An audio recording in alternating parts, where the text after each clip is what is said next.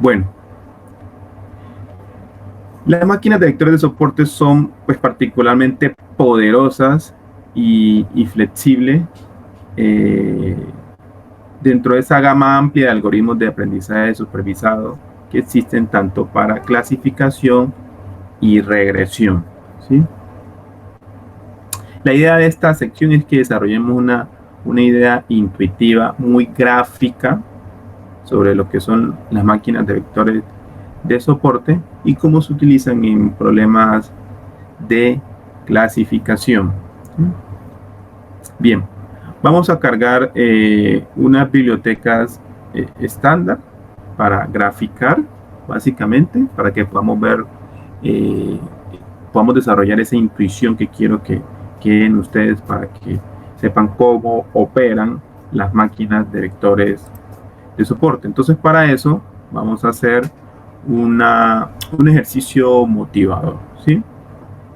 Recuerden que cuando hablamos del clasificador bayesiano, nosotros tuvimos la oportunidad de englobar todos los modelos predictivos que existen en dos categorías principales. Esos que se denominan modelos generativos porque utilizan indirectamente el teorema de Bayes para construir su función de decisión final, ¿sí? Y los modelos discriminativos que buscaban directamente construir esa función de probabilidad a posteriori para cada una de las clases, ¿sí?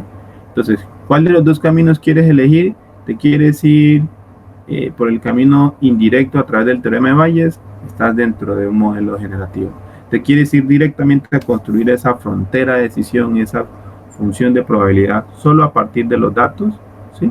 Entonces te estás yendo por el camino discriminativo. Y las máquinas de vectores de soporte, pues, son un ejemplo típico de modelo discriminativo, ¿sí? Es un modelo discriminativo, es decir, no va a buscar utilizar el teorema de Bayes de forma indirecta para construir su función de decisión.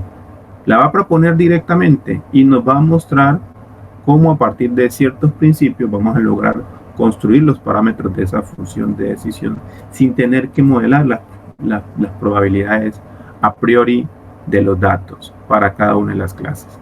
¿Listo? Bien. Entonces, vamos a hacer un ejemplo, ¿sí? Y nos vamos a dar cuenta que estos ejemplos son muy repetitivos y los profesores Hernando y Víctor ya nos han compartido algunos de esos ejemplos para poder entender principalmente los modelos cuando operan sobre clasificación. Entonces, vamos a utilizar una función llamada MakeBlobs que está dentro de scikit-learn, dentro de un módulo que nos permite generar datos, ¿sí? Datos etiquetados para ser utilizados en procesos de aprendizaje supervisado. Estos generadores son muy importantes porque nos permiten crear datos rápidamente con ciertos comportamientos que queremos analizar rápidamente para poder transmitir las ideas principales de estos modelos. Por ejemplo, yo quisiera poder rápidamente construir un conjunto de puntos bidimensionales, ¿sí? Que estén etiquetados y que estén fuertemente separados unos con otros, o que tengan una distribución circular o que estén traslapados. Entonces estos generadores son muy buenos para propósitos principalmente académicos. ¿Listo?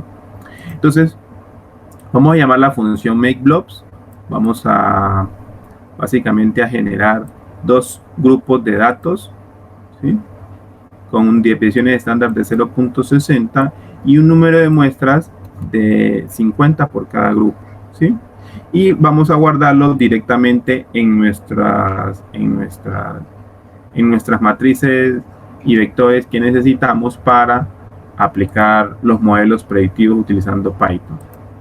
Entonces, en este caso, tenemos patrones que están que tienen dos dimensiones, pero no dejan de cada uno de ser un vector unidimensional, ¿sí? A pesar de que su gráfica es bidimensional en el plano cartesiano, ¿sí? O en un sistema cartesiano, la naturaleza de estos datos es de una sola dimensión, ¿sí?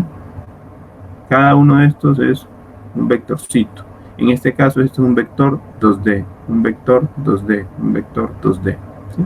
Entonces acá tenemos en rojo etiquetados los de una clase, en amarillo tenemos etiquetados los de otra clase. ¿Sí? Construir un clasificador discriminativo de forma directa, sin pasar por el teorema de Bayes, es un problema muy trivial dentro de la geometría, porque básicamente consiste en trazar una línea, en el caso de 2 dimensiones, ¿sí?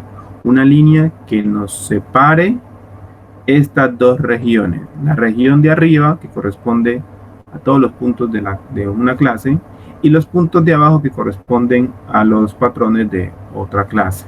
¿Sí? Entonces, construir esta función geométricamente cuando los datos se distribuyen como lo ven en esta figura es muy fácil. ¿Sí? La pregunta, ¿sí?, que nos hacemos nosotros es ¿cuál de todas esas líneas que podemos pasar a través de estos datos sería la mejor línea que separe esos problemas, de tal forma que cuando ya mi modelo tenga que decidir frente a data nueva, no sobre la data existente, ¿sí?, lo haga de la mejor manera, lo haga con el mejor desempeño, que esas métricas que en algún momento vimos pues sean las mejores para ese modelo, ¿sí? Eso es lo que buscamos. Entonces, en la figura podemos ver 3 líneas candidatas, y todas estas líneas serían líneas viables para este problema de clasificación, ¿cierto? Mire, esta línea del centro es una línea que me separa esta clase de esta otra línea me separa esta clase de esta, y esta otra línea me separa esta clase de esta. Es decir, cualquiera de estas 3 líneas me servirían como un modelo para hacer clasificación. Recordemos que finalmente en estos tipos de modelos, cuando construimos la línea, básicamente miramos si el punto está por arriba o por debajo de la línea, y con base en eso tomamos la decisión de clasificación, ¿sí? Pero la pregunta natural es, ¿cuál en estos casos o en estos problemas, cuál es esa mejor línea que me va a generar la mejor capacidad de generalización cuando el modelo se esté trabajando bajo prueba? Pues en principio no podemos responder eso, ¿sí?, hasta no ver, evaluar el modelo. Y eso pues tiene que ver naturalmente con la incertidumbre asociada que tenemos nosotros en estos tipos de modelos, ¿sí? Entonces, no tenemos respuesta para eso.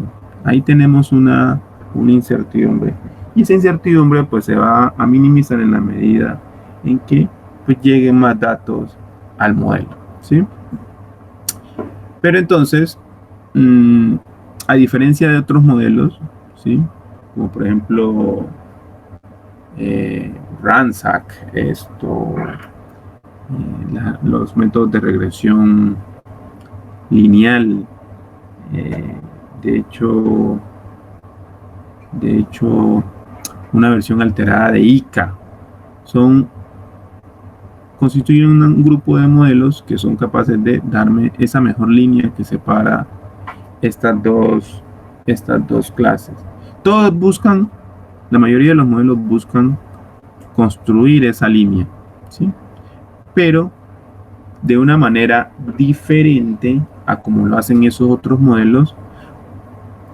Anotemos, la primera característica que tienen las máquinas de vectores de soporte es que no buscan construir únicamente esa línea de separación, sino que también buscan crear una zona, no solo una línea, sino una zona alrededor de la misma que separe los puntos. Esa zona, ¿sí?, esa zona que vamos a construir alrededor de la línea, la vamos a llamar margen. Y entonces, una primera característica de las máquinas de vectores de soporte es que, además de buscar construir una línea, lo que busca es crear un margen alrededor de la misma, de tal forma que ese margen me va a permitir construir de una mejor manera la línea que separa esas dos clases, ¿sí? ¿Qué es eso del margen? Vamos a ver acá en un ejemplo. Continuamos acá, ¿sí?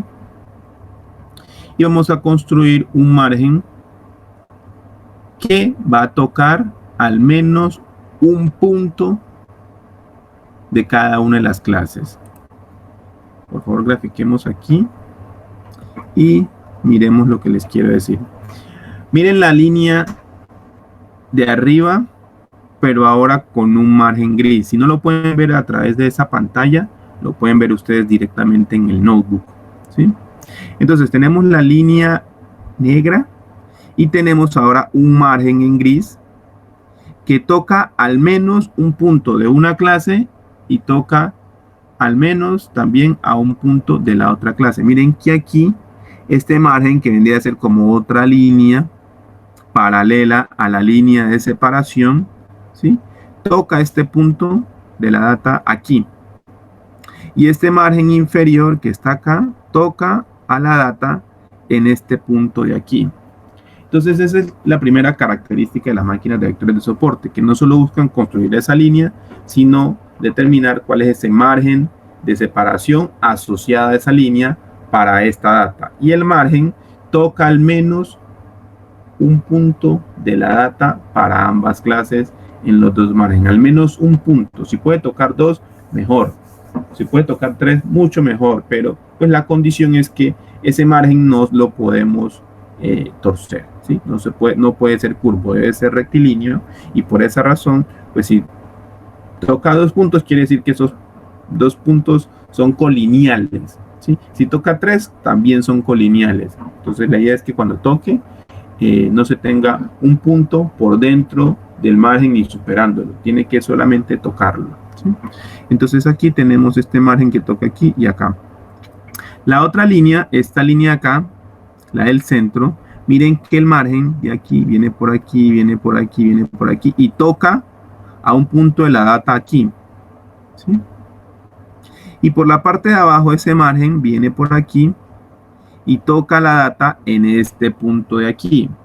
Lo primero que notamos es que el margen, ¿sí?, es más ancho en esta línea de aquí que en esta línea de acá, ¿sí?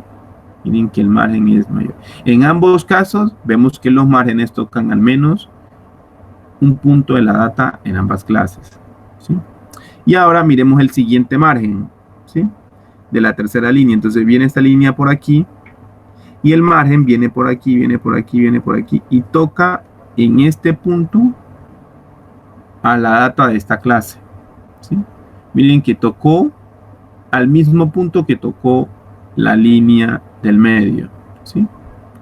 Y por el lado de abajo, ¿sí?, por la parte de abajo, por el margen inferior de esa línea, toca a la data en este punto de aquí, ¿sí? Lo toca. Entonces esa es la primera característica de las máquinas de vectores de soporte, que buscan no solo construir una línea, sino también un margen. Si pusiéramos en orden de menor a mayor por tamaño de margen, tendríamos que esta línea de aquí, pues es una candidata, pero su margen es más pequeño comparada con esta, ¿sí? Esta línea de acá, pues tiene un margen mayor al de esta línea, pero es inferior al de la línea central.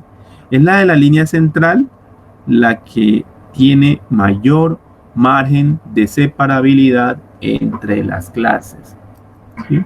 Entonces, esta primera idea gráfica es lo que nos debe quedar a nosotros de las máquinas de vectores de soporte, que no solo buscan construir una línea de separación, sino que buscan que el margen, ¿sí?, el margen de separación entre las clases sea máximo, es decir, que el tamaño de esto sea el más grande posible, cumpliendo con que el margen superior y el inferior tocan al menos en un punto de la data para cada una de las clases. Nuestro modelo se llama máquina de vectores de soporte. Y se llama máquina de vectores de soporte, y ya lo vamos a retomar más adelante, porque precisamente los márgenes de estas líneas de separación lo soporta en vectores que son propios de la data, ¿sí? Miren que él no generó puntos nuevos. Utilizó un vector de la data como soporte para construir ese margen de separabilidad, ¿sí?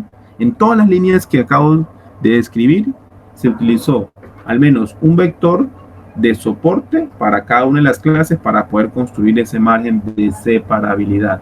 Por esta razón sencilla geométrica que estamos describiendo en este momento, es que estos modelos se llaman máquinas de vectores de soporte, ¿sí? Cuando me mencionaron a mí el nombre, yo me imaginaba algo más, pues algo más elaborado, algo más complejo. Pero cuando me explicaron las ideas geométricas detrás de esto, pues logré rápidamente asociar el concepto de margen con el de los vectores de soporte. Entonces, esa es la primera idea gráfica. Claro, la parte del margen, ¿cierto? Fue evidente que el margen de esta línea es el menor de todas y que la mayor de todas es esta. Y lo que busca la máquina de vectores de soporte es encontrar esta línea que tiene el mayor margen, ¿sí? Bien. Entonces, ya tenemos, esta es la idea geométrica, ¿sí? Esta es la idea geométrica y eso se le ocurrió a alguien, ¿sí? Se le ocurrió a alguien y dijo, no, pues busquemos esa línea con ese margen, con esa línea cuyo margen es el máximo entre todas las posibles líneas, con margen que podemos establecer para esa data, cumpliendo con el requisito de que el margen superior toque al menos una data de la clase 1 y que el margen inferior toque al menos un punto de la clase 2, ¿sí? Esa es la idea geométrica y eso es lo que nosotros, como personas que nos estamos formando en inteligencia artificial, debemos tener claro. Ya de ahí en adelante, cómo se logra la matemática, créanme lo que hay caminos diferentes, ¿sí? Hay caminos diferentes con matemáticas diferentes para lograr resolver este problema. Y ambos caminos llegan a la misma solución, pero la idea geométrica se mantiene en ambos casos, ¿sí? La idea geométrica se mantiene en ambos casos. Bien. Entonces, como les decía, en las máquinas de vectores de soporte, la línea que maximiza este margen es la que vamos a escoger como el modelo óptimo, ¿sí? Bien, existen otros estimadores de margen maximizados, pero las máquinas de vectores de soporte son un ejemplo muy particular de estos modelos, ¿sí? Y que se utilizan acá para temas de clasificación, ¿sí? Estos modelos que maximizan los márgenes se utilizan en otras ramas de las matemáticas, en otras ramas de la ingeniería, ¿sí? Que no tienen nada que ver con clasificación. Recuerden que el problema de clasificación y regresión, pues son esos grupos de problemas que se trae la inteligencia artificial para estudiarlos, para ahondarlos, para poder interpretarlos y construir o ayudar al desarrollo de mejores modelos. ¿Listo? Bien. Vamos a ver rápidamente cuál es la matemática detrás de esta sin ofuscarnos, ¿sí? Entonces, miren, siempre los problemas de Machine Learning se plantean como en forma de conjuntos. Entonces, supongamos que tenemos para cada patrón, ¿sí? Para cada vector de n patrones, tenemos información de la etiqueta. Supongamos que tuviéramos 4 patrones, ¿sí? En esa data, 4 patrones bidimensionales. Entonces tendríamos x1, x2 con las etiquetas de 1, de 2. A esas etiquetas de esos x1 y x2, póngale, por ejemplo, más 1, ¿sí? Y tenemos x3 y x4 con su correspondiente de 3, de 4. Y a ese de 3, de 4, póngale etiqueta menos 1. ¿Sí? Entonces tendríamos x1 con etiqueta más 1, x2 con etiqueta más 2, perdón, etiqueta más 1, x3 con etiqueta menos 1 y x4 con etiqueta menos 1. Eso es un ejemplo de lo que estamos describiendo aquí en forma general, ¿sí? Entonces supongamos que tenemos una data de entrenamiento para clasificación donde x, y son los patrones y de y son las etiquetas. ¿Listo? Así empiezan, se modelan matemáticamente todos los problemas de clasificación, ¿sí? La nomenclatura es general y contempla situaciones, por ejemplo, donde D sub i ya no solo tiene etiquetas más 1 y menos 1, sino que tiene otras etiquetas. Entonces, en general, aquí lo que tenemos es una data de n muestras, donde conocemos las etiquetas de cada uno de los patrones X sub i, ¿sí? Entonces, este problema de maximizar el margen se ha estudiado bastante dentro de una rama de la matemática llamada optimización, ¿sí? La optimización es una rama matemática que busca el desarrollo de métodos que permiten obtener las condiciones para las cuales unas funciones llamadas funciones de costo logran valores máximos. Dentro de esa teoría matemática llamada optimización, existe un método llamado el método de los multiplicadores de Lagrange que nos permite a nosotros encontrar más fácilmente la solución a problemas de optimización que tienen unas características particulares. Esa característica particular es de que la función de costo, la función que vamos a maximizar, sea del tipo cuadrático. Por ejemplo, x al cuadrado más 5x, etcétera, ¿sí? Después de que tenga esa estructura de tipo cuadrática, entonces es posible utilizar la técnica de multiplicadores de Lagrange para dualizar el problema de tal forma que no vamos a resolver el problema inicial, sino que vamos a resolver una versión dual de ese problema de optimización inicial que está en términos cuadráticos. Entonces, vamos a llamar alfa sub 0i a cada uno de los multiplicadores de Lagrange, que por cierto va a haber uno por cada patrón. Es decir, que en esta teoría matemática, cada uno de estos señores va a tener asociado un multiplicador de Lagrange, que es un valor real, ¿sí? Es un número. Cuando solucionemos o encontremos esos multiplicadores de Lagrange con ayuda de este método matemático, imaginen que vamos a lograr encontrar una partecita de este punto que me va a permitir caracterizarla mejor, ¿sí?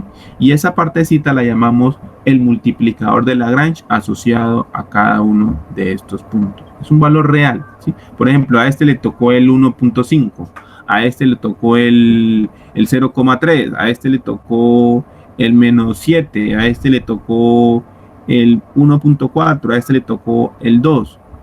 Vamos a ver que hay algo particular que pasa con esos multiplicadores que hace que de todos estos de aquí tengan un valor especial de multiplicador de Lagrange y que nos va a permitir a nosotros poder detectar esos puntos que están en los márgenes de este modelo que estamos tratando de construir, ¿sí?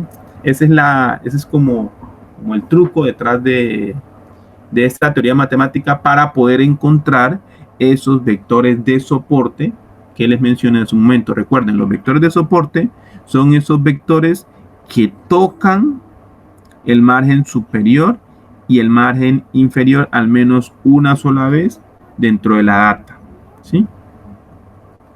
Bien, entonces, pues la función de costo asociado a esos multiplicadores de Lagrange es una expresión que no solamente depende de los multiplicadores en sí, ¿sí?, sino que también depende de las etiquetas de los puntos y depende de un producto punto entre los puntos, ¿sí? Entonces, más allá de entender con precisión la expresión matemática, es entender de qué depende esa función de costo. Entonces, esa función de costo no solo depende de los multiplicadores de Lagrange, que es lo que yo quiero encontrar para cada uno de los puntos, sino que también depende de las etiquetas, porque dijimos que las D son las etiquetas y las X son los patrones, son estos puntos que están aquí, que en este caso serían puntos bidimensionales, ¿sí? Estos serían los X. Cada uno de estos, este sería X1, este sería X2, este que sería X3, este por acá puede ser X60, X70, ¿sí? Y el D que tiene asociado este puede ser más menos 1, el de este es más menos 1, menos 1, menos 1, menos 1, menos 1, y el de acá más 1, más 1, más 1, más 1. Así es como estamos modelando la data, ¿sí? Pero al momento de maximizar esta función de costo que depende de los multiplicadores de Lagrange y de la data en sí, ¿sí? Pues tenemos que poner algunas restricciones que pues se obtienen cuando se demuestra esta versión dual al problema original de maximización del margen dentro de las máquinas de vectores de soporte. Y es que la sumatoria de los productos de los multiplicadores de Lagrange por cada una de las etiquetas de los datos debe dar 0, ¿sí? Esto no lo imponemos de forma a priori. Se demuestra que para que la solución inicial sea o converja, sea consistente o mejor que converja, es necesario que se imponga esta restricción a este, que es el denominado problema dual asociado al problema de maximización del margen, ¿sí? Lo otro, o la otra restricción que se encuentra, es que es necesario que los multiplicadores de Lagrange, para que la solución de este problema de optimización converja, se necesita que estos multiplicadores de Lagrange sean mayores o iguales a 0. O sea, pueden ser iguales a 0 o mayores a 0, ¿sí? No pueden ser negativos, porque si son negativos, pues este problema no tiene solución. No logro encontrar los parámetros, los valores de alfa que maximicen esta función de costo. Por esa razón se necesita imponer esta restricción. ¿Listo? Entonces, esto que está aquí es lo que dentro de la teoría matemática de optimización se conoce como un problema de optimización cuadrática dual asociado al problema de maximización del margen dentro de la máquina de vectores de soporte. Y es un problema que no solo es cuadrático, sino que tiene restricciones sobre la variable que estoy optimizando, que son los multiplicadores de Lagrange, ¿sí? Y esos multiplicadores, esas restricciones, son todas de tipo lineal. Entonces, mientras la función de costo es de tipo cuadrático, las restricciones a ese problema de optimización las restricciones son lineales, ¿sí? Esas son las características matemáticas de este problema que nos sirven a nosotros como académicos que nos estamos formando en inteligencia artificial para entender ya los detalles de cómo se soluciona este problema.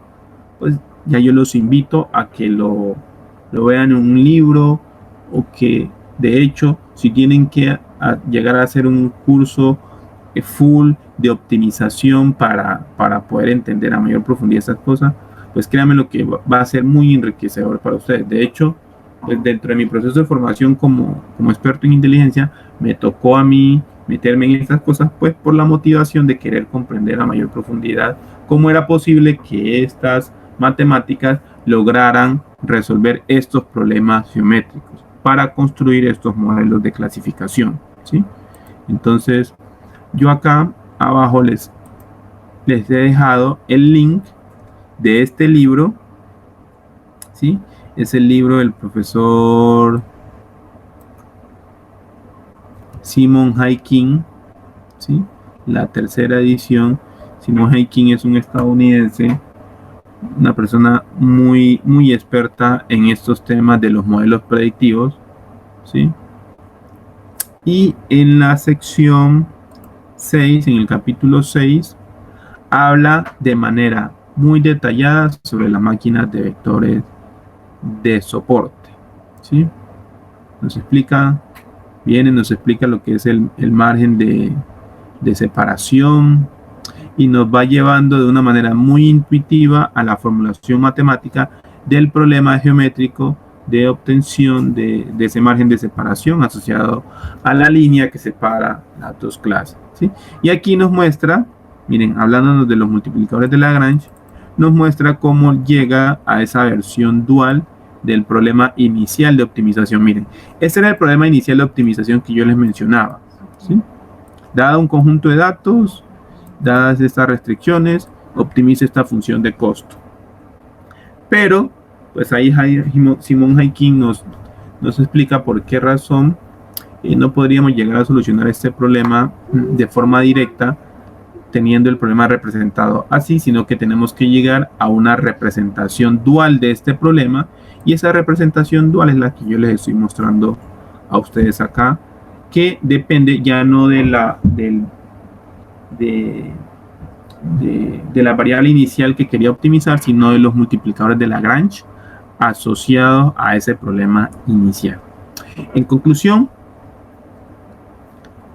la obtención de esta línea de separación junto con su margen lo podemos obtener optimizando un problema dual asociado al problema de optimización utilizando multiplicadores de Lagrange.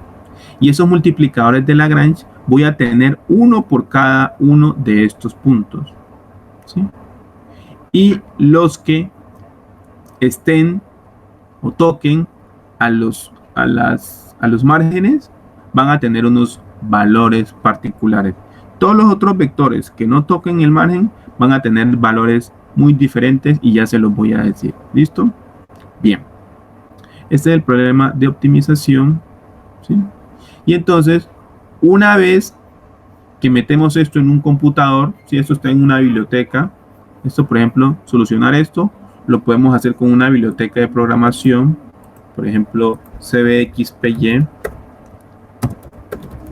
Es una biblioteca de optimización que me permite solucionar problemas de optimización, ¿sí? Problemas de optimización convexo. Entonces, yo en este framework puedo modelar ese problema de optimización, ¿sí? Y obtener las soluciones. Cuando hago eso, ¿sí? Pues básicamente lo que me va a arrojar esa biblioteca son los valores específicos de los multiplicadores de Lagrange. Recordemos que eso es lo que yo quiero obtener. ¿Cuáles son los multiplicadores de Lagrange asociados a cada uno de los puntos que están dentro de mi data? ¿Sí? Para este problema en particular, lo que va a ocurrir, ya se los voy a comentar, es que los multiplicadores de Lagrange son estrictamente mayores a 0 para todos los que son vectores de soporte. Y para todos los que no son vectores de soporte, el multiplicador de Lagrange es 0. Es decir, va a ocurrir que cuando obtengamos los multiplicadores de Lagrange, por ejemplo, para esta línea, suponiendo que esta fuera la de mayor margen, ¿sí? Para esta línea, la del centro, el multiplicador de Lagrange de este vector va a ser mayor a 0. Para todos estos otros, ¿sí? Para todos estos otros, va a ser igual a 0, ¿sí? Y también para el punto de acá va a ser mayor a 0.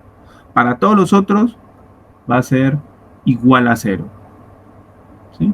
Entonces eso es lo que va a pasar cuando obtengamos un multiplicador de Lagrange, que para los que son vectores de soporte me va a dar mayor a 0 y para los que no son me va a dar igual a 0, ¿sí? Entonces chévere, porque esta teoría matemática me está dando un descriptor asociado a cada uno de estos puntos y básicamente con esta regla ya yo sé qué punto pertenece al margen, va a estar contenido en el margen. ¿Cuál es el problema? El problema es que con un punto yo no puedo encontrar una línea. Yo necesito al menos 2 puntos en 2D para encontrar una línea, ¿sí? Entonces vamos a ver cómo se termina de resolver ese problema. Entonces, problema 1, plantear el problema de optimización. Problema 2, encontrar las soluciones. Ya fueron encontradas.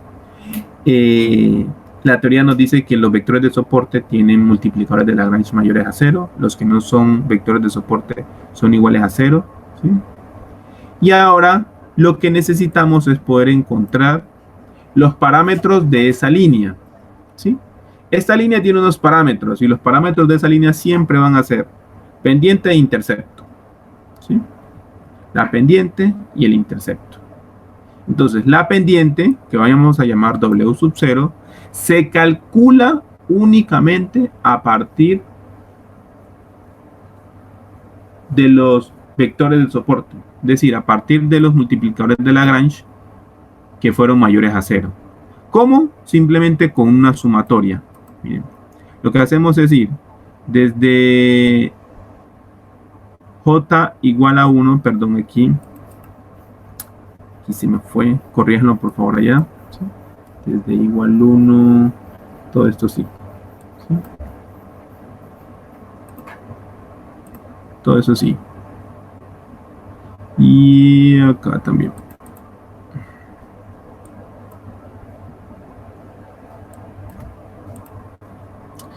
Lo que vamos a hacer es básicamente recorrer todos esos que nos dieron vectores de soporte, es decir, todos esos cuyos multiplicadores de Lagrange fueron mayores a 0, y hacer este producto. Miren que básicamente este producto es un valor real por un valor real. Esa etiqueta puede ser más 1 o menos 1 para el caso de un problema de clasificación binaria, ¿sí? Y este es un vector 2D, es decir, que multiplicamos dos escalares y ese escalar lo multiplicamos por un vector. Y todos estos productos de escalares por vectores los sumamos.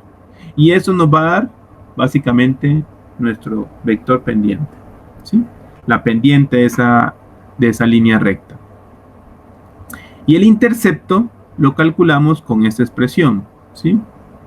1 menos, y volvemos y sumamos.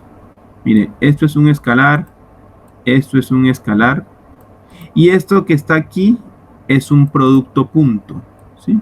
Esto que está aquí es un producto punto entre cada uno de los vectores que hay en la data y los vectores de soporte, ¿sí? Entonces, lo que hacemos es obtener mediante esta expresión aritmética, ¿sí?, el valor del intercepto, que va a ser un valor escalar. Este de acá, este valor dependiente, pues va a ser un valor vectorial, ¿sí?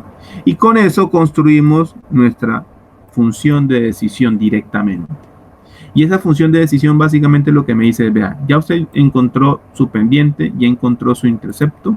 Entonces lo único que tiene que hacer es, cuando llegue una data nueva, haga este producto punto y a eso súmele este escalar y le aseguro que eso le va a dar más 1 o menos 1, ¿sí?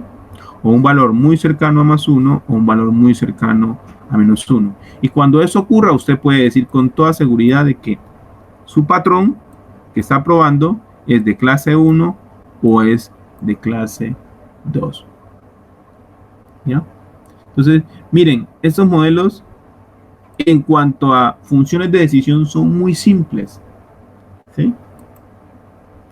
Lo interesante aquí es cómo encontramos estos parámetros de este modelo. Entonces, si nos vamos de adelante hacia atrás, esta es mi función de decisión, W sub 0 y B sub 0 los calculo con estas dos ecuaciones que están aquí. Estas dos ecuaciones dependen de los multiplicadores de Lagrange, de la etiqueta y de los datos, ¿sí?, mediante estas leyes que están aquí. Y estos multiplicadores de Lagrange, porque la etiqueta de los datos y los datos lo tenemos, los multiplicadores de Lagrange los tenemos que obtener con este problema de optimización, ¿sí? Entonces, de atrás hacia adelante podemos ver la historia de una forma más chévere, ¿sí? Bien. Entonces, esto es por encima un ligero brochazo de los aspectos más importantes que hay dentro de la matemática, ¿sí? Y es bueno hablar de esto porque, pues, es gracias a estas teorías matemáticas que lo que nosotros nos planteamos como retos geométricos para poder crear modelos, pues se pueden lograr. ¿Listo? Bien. Ahí les dejo eso, pero recuerden que si quieren mayor profundidad, mayor detalle, los invito a que se lean el capítulo 6 del profesor Simon Haikin, donde ahonda un poco más en algunas particularidades de cómo es que estos modelos logran construir esos márgenes de separación en la data. ¿Listo? Acá solo nos resta dejar ciertas intuiciones y es lo que hemos hecho. Listo. Aquí queda la referencia, ¿sí?, del libro que les menciono. Hacen clic en ese enlace y ya tienen ustedes esa referencia. Capítulo 6, ¿listo?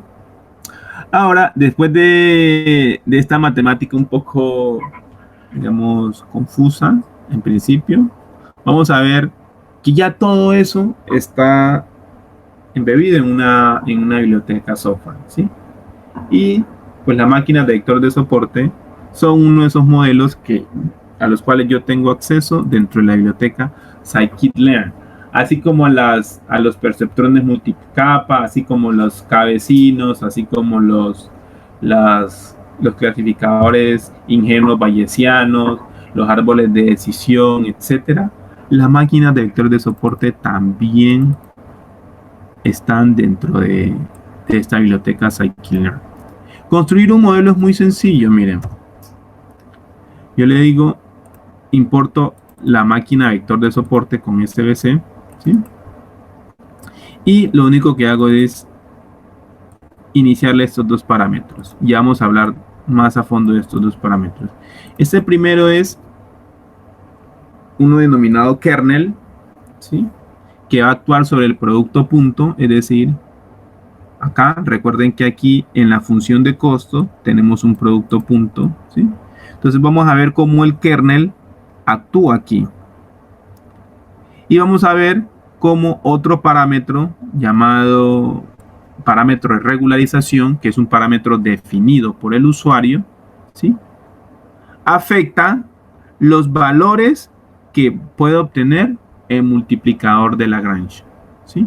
Listo, es mayor a 0, pero y si le ponemos que no supere 100, ¿sí? ¿Cuántos vectores de soporte me puede llegar a generar? ¿Sí?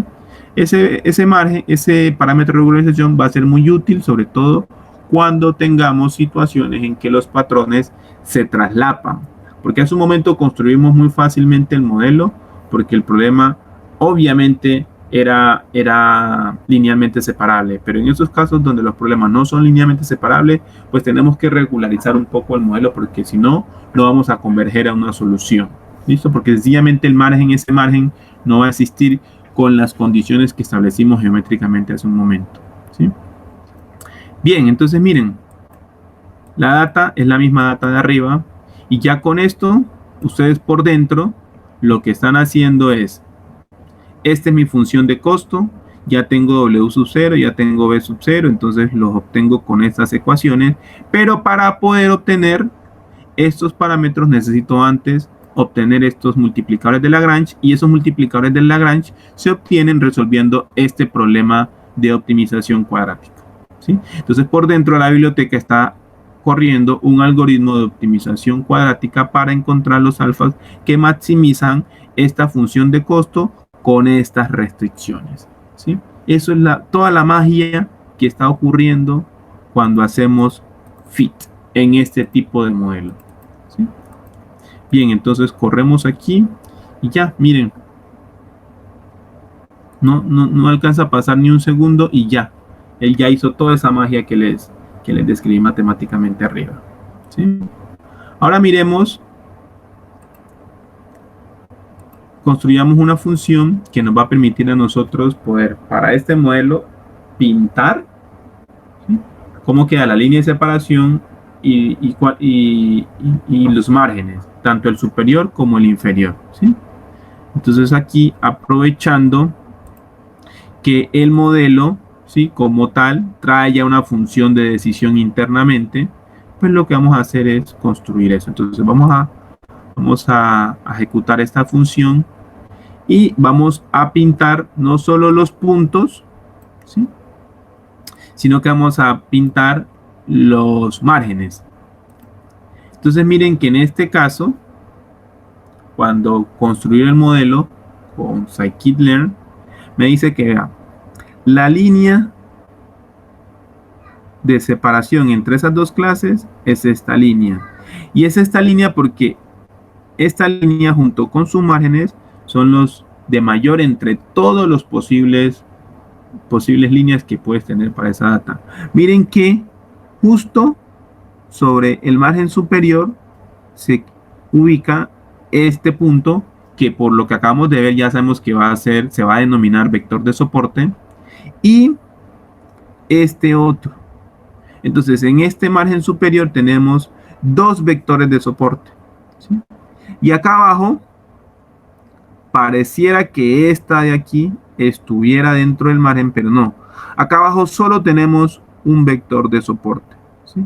Porque esta línea pasa justo por el centro de este punto. Casi toca al otro, pero no alcanzó. Entonces, en la solución de este problema, pues básicamente lo que se encontró es que solo 3 multiplicadores de Lagrange fueron mayores a 0. ¿Cuáles? El de este punto, el de este punto y el de este punto. El de este punto casi logra hacer un vector de soporte, pero desafortunadamente no lo fue, ¿sí? Entonces él, mientras entrenó, propuso una línea con un margen, propuso una línea con otro margen y encontró que esta que está aquí fue la que generó el mayor margen entre todas las posibles líneas con márgenes. ¿Listo? Y en su solución encontró que estos 3 son vectores de soporte. ¿Qué es lo que soportan? Los márgenes. ¿Listo? Eso es lo que soportan esos vectores. Y esos vectores son propios de la data. Entonces, con estos 3 vectorcitos,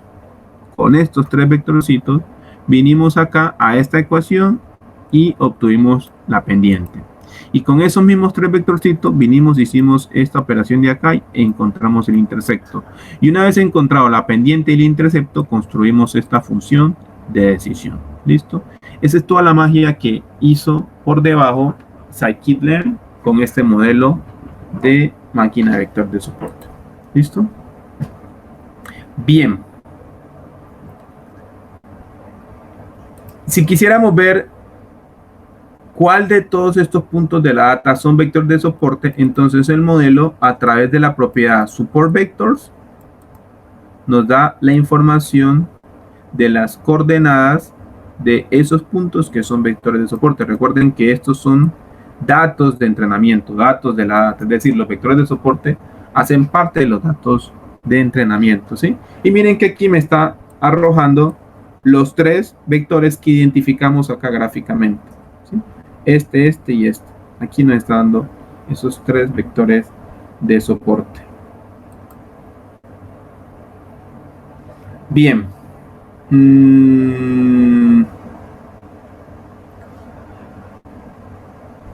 Miremos qué pasa, ¿sí? Miremos ahora qué pasa cuando en un problema de clasificación nosotros hacemos lo que se denomina una división del dataset, ¿sí? Para eso vamos a coger el dataset inicial y lo vamos a submuestrear. Teníamos inicialmente 200 muestras, ¿sí? Teníamos 200 muestras con 2 centros y lo que vamos a hacer es hacer un submuestreo de esa data y ver qué pasa con los vectores de soporte. Entonces miren lo robusto de este modelo. Miren que cuando submuestreamos esta data de forma aleatoria, miren que en este caso el vector de el margen de separación tiene la misma orientación que lo tiene cuando submuestreamos 120, ¿sí? Miren que acá en este caso incluyó menos vectores de soporte, pero a pesar de eso la línea de separación tiene la misma orientación y casi el mismo margen que tiene esta de acá, que incluye más vectores de soporte. Miren que acá incluye 1, 2, 3 y acá incluye 1, 2, casi incluye este y este de acá. Entonces, esto nos muestra la robustez que tiene los vectores de soporte en cuanto a la cantidad de datos que estás trabajando. Puedes tener más, menos, y si estos patrones siguen distribuciones de probabilidad gaussiana, las máquinas de vectores de soporte van a ser muy robustas frente a la cantidad de datos. Por esta razón, en particular, en mi investigación doctoral, me interesan estos modelos, porque a diferencia de otros problemas de clasificación, yo no soy un problema de clasificación donde me puedo dar el lujo de tener muchos datos para entrenar. Por el contrario, tengo pocos datos para entrenar. Y a pesar de esa disminución o esa cantidad reducida de datos comparada con la de otros datasets, en otros problemas, pues tengo que lograr construir un modelo robusto. Y ese tipo de resultados es lo que pues a mí me lleva a considerar este tipo de modelos para construir mis clasificadores, ¿sí? Entonces con esto estamos viendo la robustez que tiene la máquina vector de soporte frente a la cantidad de datos con la que se entrena. Siempre que el submuestreo se haga en términos gaussianos y la data tenga un comportamiento gaussiano, vamos a ver que la identificación del margen de separación va a tener pues las mismas características geométricas que se tienen con cierta cantidad de datos y con otra cantidad de datos. ¿Listo? Bien. Esta es otra característica de las máquinas de vectores de soporte, su robustez, ¿sí? Vamos a ver ahora, miremos cómo se comporta frente a submuestreos del dataset de 10, 30, 50 muestras, ¿sí? Miremos a ver qué pasa. Entonces aquí vamos a ver si lo ejecuta.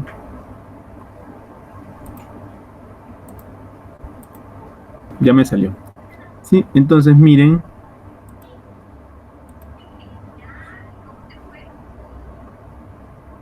Si tan solo. Ah, listo, me salió en otra imagen. Entonces acá en la parte de abajo me salió cómo se comporta el margen de separación cuando la cantidad de muestras que estoy utilizando aumenta, ¿sí?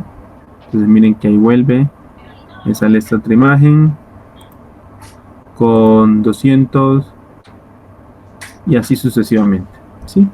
Entonces ahí podemos ver pues la robustez que tiene estos modelos, pero pues esta robustez es muy fácil obtenerla cuando podemos o estamos frente a problemas que son linealmente separables, ¿sí? Que es el caso que tenemos presente. Pero ¿qué pasa si hay cierto traslape? ¿Sí? ¿O qué pasa si nuestra data no es linealmente separable? ¿Sí? ¿Cómo puedo lograr que este modelo resuelva problemas que no son linealmente separables? ¿Sí? Como por ejemplo este problema. Miren, ¿qué pasaría en un problema de esto? Supongamos que tus datos de la clase 1 se distribuyen así casi de forma cuasi circular y los datos de tu clase 2 están acá en el centro, ¿sí? Si intentáramos con este modelo, ¿sí?, lineal encontrar esa frontera de decisión con esos márgenes, miren la solución que nos daría. Entonces lo que está por encima de esta línea, clase 1, lo que está por debajo de esta línea, clase 2. Esto listo, clase 1 le va bien con todos estos, pero acá, al decir que estos son de clase 2, pues va a clasificar bien estos, pero va a clasificar muy mal estos, ¿sí? Por eso es que es importante la precisión, ¿sí? Por eso es importante el factor de precisión, porque acá la precisión nos va a dar del 100% para esta clase, pero acá no nos va a dar del 100% para esta clase, ¿sí? Entonces ahí ya nos está indicando que algo extraño puede estar pasando, ¿sí? Entonces, para esta situación, para estos casos, estos tipos de modelos de máquinas de vectores de soporte son flexibles, no solo son robustos, son flexibles. ¿Y son flexibles en qué sentido? Acá, en este producto punto, vamos a irnos por acá, por favor. ¿Sí? En este producto punto que está aquí, nosotros podemos hacer cosas para lograr de que esta máquina de vector de soporte no solo pueda resolver problemas linealmente separables, sino también problemas que pues pueden ser separables, pero utilizando funciones ya no lineales, ¿sí? Ya les voy a mostrar a qué hago referencia. Entonces tenemos este problema. ¿Cómo hacemos ahora para construir esta frontera de decisión con ese mismo modelo? Entonces vamos a construir una tercera dimensión a estos puntos. Una tercera dimensión a estos puntos lo podemos construir mediante una función matemática que obtenga como entrada los valores de cada uno de estos puntos, ¿sí? Por ejemplo, puede ser una función exponencial. Voy a calcular la función exponencial a cada uno de esos puntos para obtener una tercera dimensión a la que voy a llamar R. Entonces acá no es posible trazar una línea que nos separe las dos clases, pero si yo agrego una tercera dimensión, ¿sí?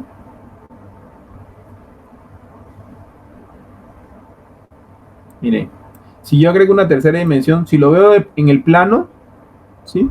Si lo vemos así en el plano, miren que no hay posibilidad de trazar una línea que nos separe estas dos clases. Pero si ya yo le agrego una dimensión a los datos, miren lo que pasa. ¿Qué pasa ahí? Exacto, ahora sí ya hay una separación. Entonces, la pregunta es, ¿cómo podemos lograr de que este modelo agregue esa tercera dimensión? ¿Sí? ¿Cómo hacemos? O sea, ¿nos toca a nosotros construir esa tercera dimensión o podemos lograr de que el modelo lo tenga por de facto? Y la pregunta es, ¿cualquier función nos servirá para construir esa tercera dimensión? Ponemos con otra función, por ejemplo. Miren, yo acá dejé ya no una función exponencial, sino simplemente una función cuadrática. ¿Sí? Voy a probar con esta función cuadrática aquí, sobre las variables de entrada. Y voy a volver a graficar.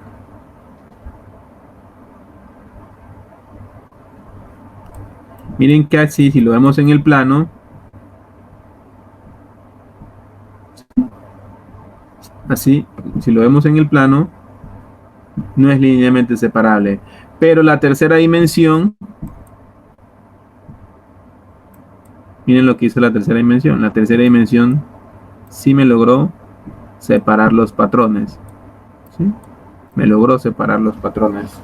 Entonces quiere decir que hay otra función matemática, además de la exponencial, que puede lograr darme una tercera dimensión a los datos y que logre que el problema sea ya no pues linealmente separable en ese espacio de mayor dimensión, ¿sí? Ya en 3 dimensiones la línea se vuelve un plano y en más de 3 dimensiones los planos se convierten en hiperplanos. La idea es eso, poder obtener hiperplanos. ¿Qué son hiperplanos? Hiperplanos son estos. Miren, estas funciones de decisión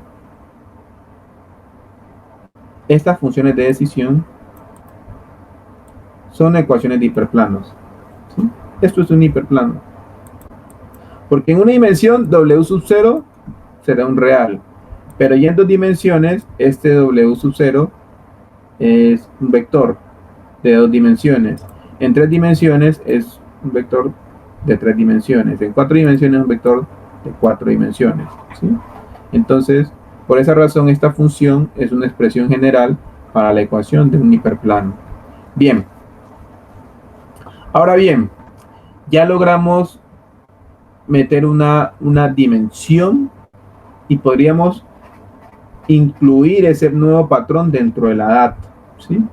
Pero en estos tipos de modelos, esa dimensión, que podría ser una dimensión o podría ser que necesitáramos 2 dimensiones más para lograr que el problema fuera separable, pues no tenemos una forma matemática, sistemática para hacer eso, ¿sí?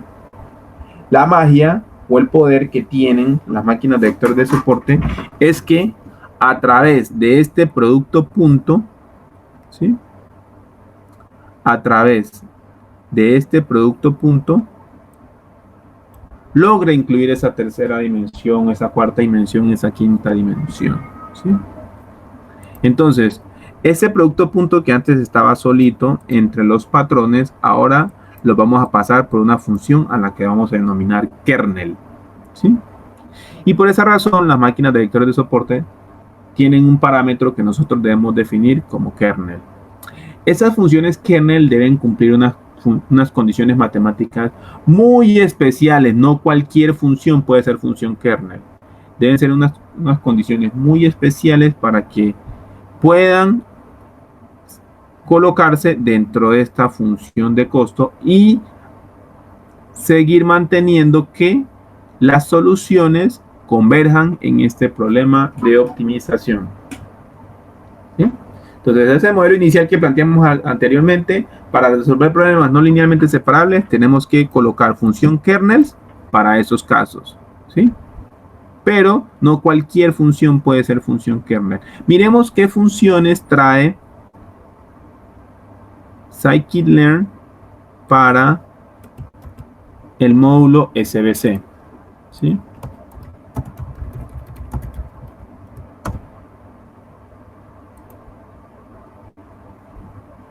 Miren las funciones kernel que trae.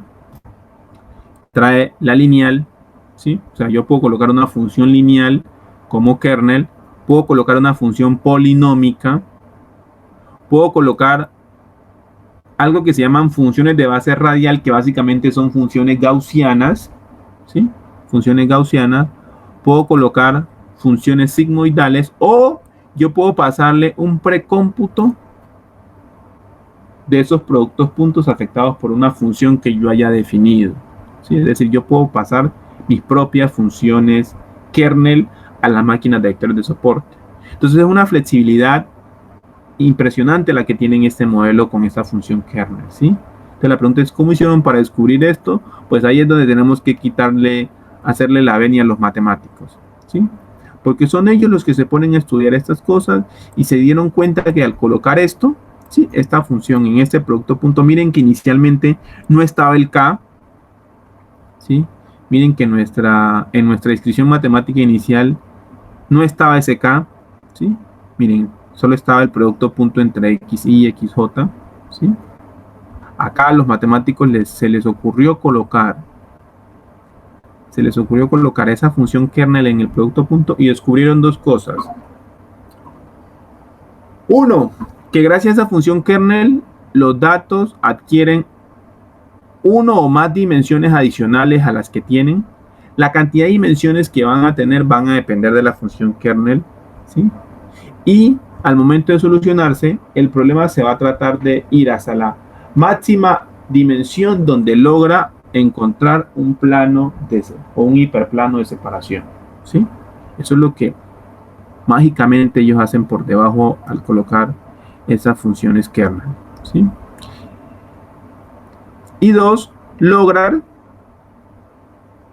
que el problema siga convergiendo, ¿sí? Es decir, que yo siga obteniendo multiplicadores de Lagrange y que esos multiplicadores de Lagrange sigan cumpliendo con esas condiciones y que para los vectores de soporte pues yo obtenga la condición de que el multiplicador de Lagrange es mayor a 0 y para los otros menores a 0. Entonces, a ese problema que ya sabemos que no es linealmente separable, coloquémosle una función gaussiana, ¿sí?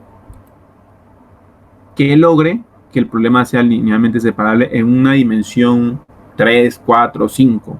Él decidirá internamente, ¿sí?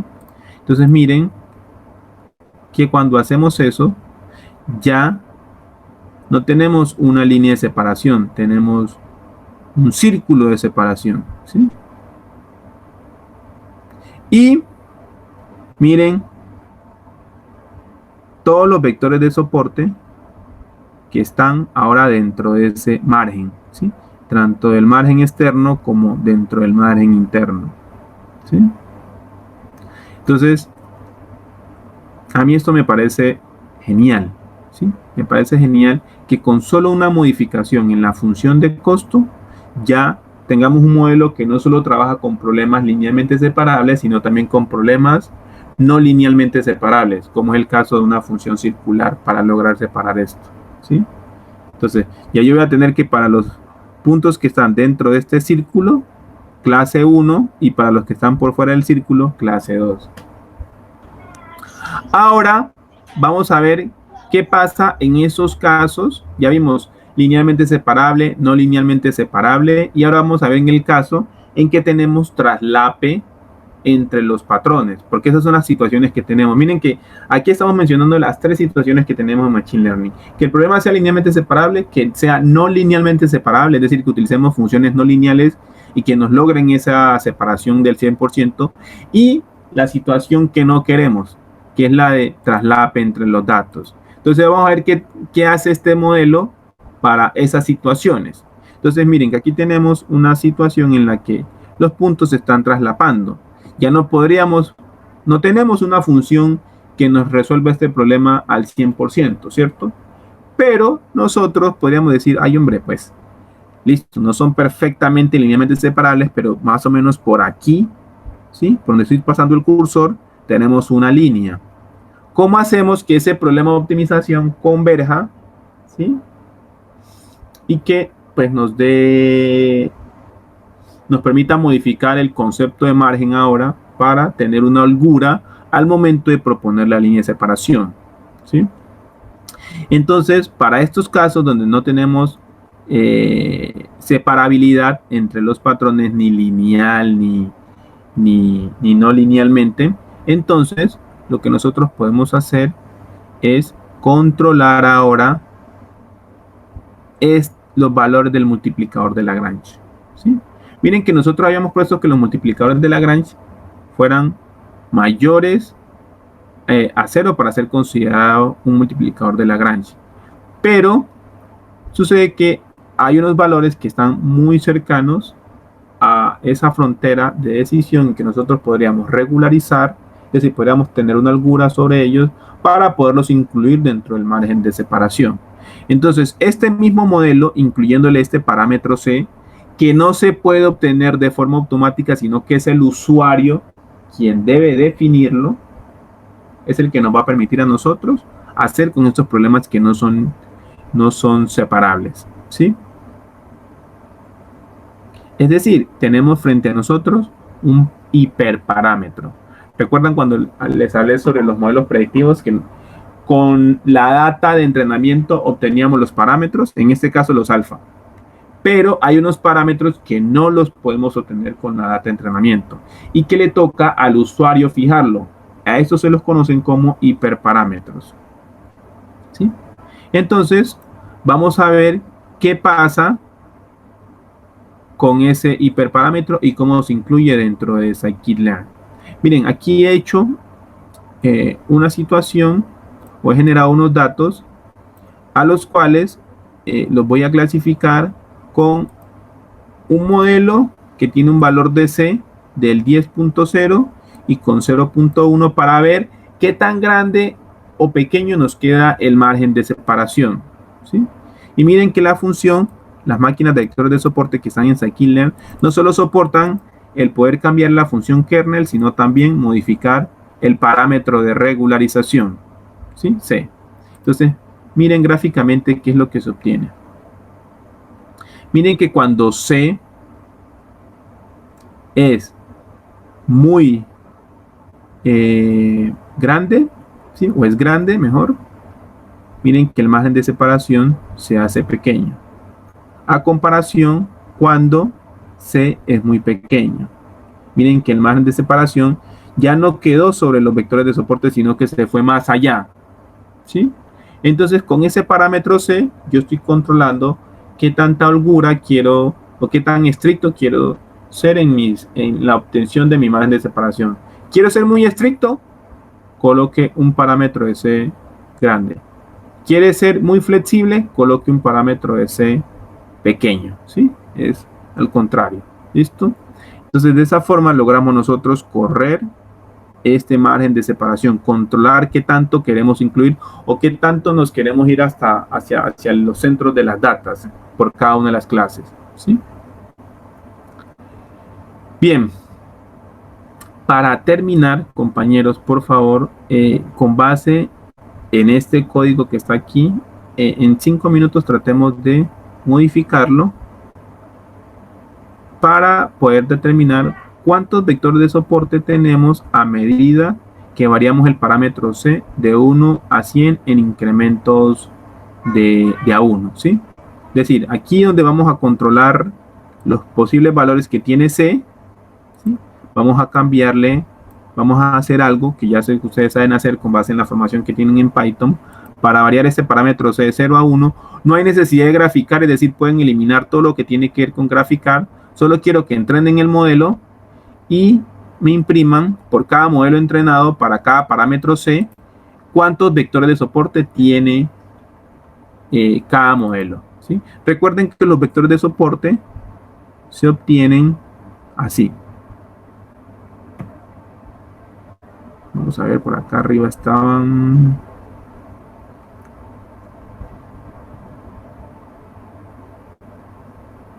Aquí, así. ¿Listo? Miren, así se imprimen los vectores de soporte. Y entonces, como esto es un array, entonces ese array tiene algo que se llama shape.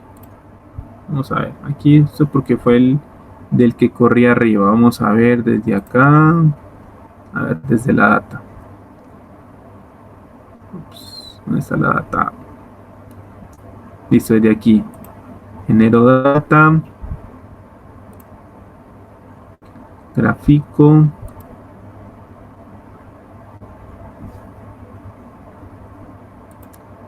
Entreno. Ploteo. Y aquí, esta gráfica, ven para acá, esta gráfica es lo que se nos debe quedar a nosotros. Que a medida que el margen es más grande, lo que estamos haciendo es comprimir el margen.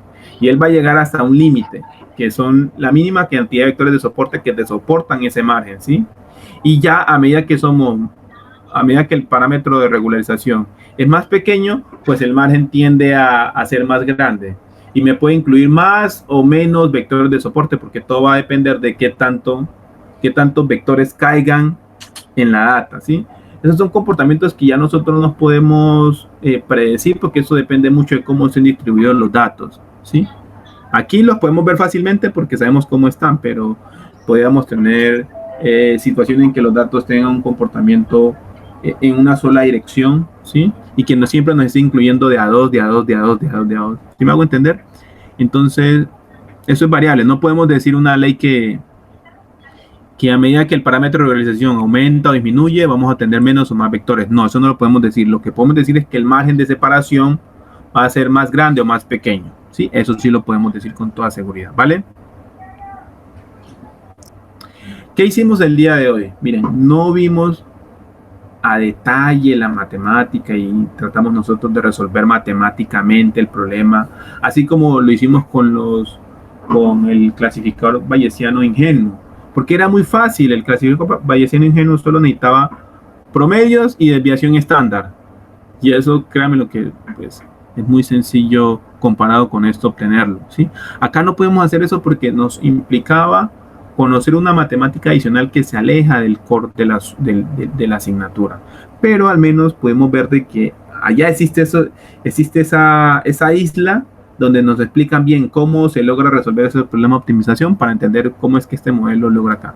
Pero independiente de que no hayamos viajado a esa isla, tenemos esos conceptos o esas ideas intuitivas detrás de los vectores de soporte. Las ideas intuitivas detrás de los vectores de soporte están en la parte geométrica, ¿sí?